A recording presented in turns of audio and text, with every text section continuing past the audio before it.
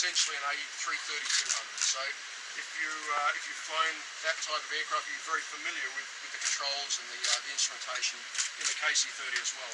The refueling systems have been quite closely integrated with the green aircraft systems. So apart from a few extra fuel pumps, which we select on at the beginning of the flight, and then they're automatic, and a few differences to the displays and the radios, the aircraft is very similar to a green A330. Behind you, however, the air refueling operator's station, the aero console, is the modifications and where you see the big difference with this aeroplane. So those two seats with their controls are where both the boom and the hose and drogue system are operated from.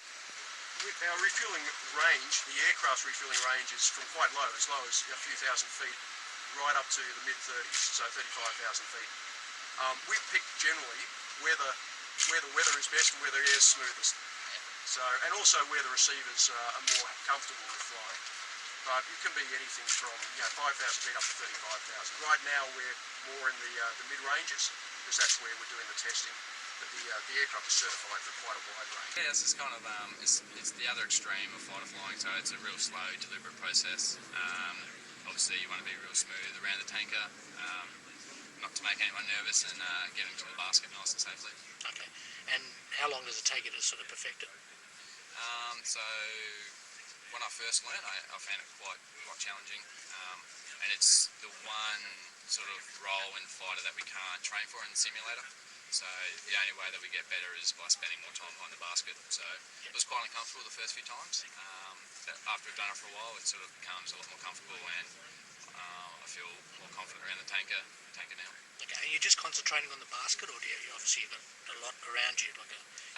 No, we try and sort of big picture, sort of take in all the references from the big tanker that's around us, and scan to them from the basket, especially when we're moving forward to get into the basket.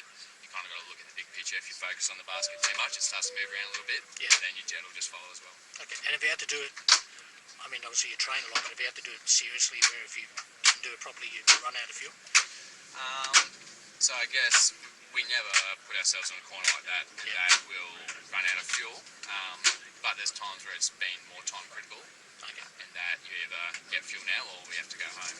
Okay, so it's always planned, so if you miss, you're able to... That's right, we'll never overfly what we call bingo fuel, which means getting back to base with an RAAF. But it just depends on how time critical the tanking is as you get close to that bingo. Okay, and is there any difference between tanking up to this and say the old 707? Not really, so I've tanked off both, and it's both hose and basket on the wingtip, which is essentially the same, so no major differences. No. Okay, great, thanks for that. Cheers.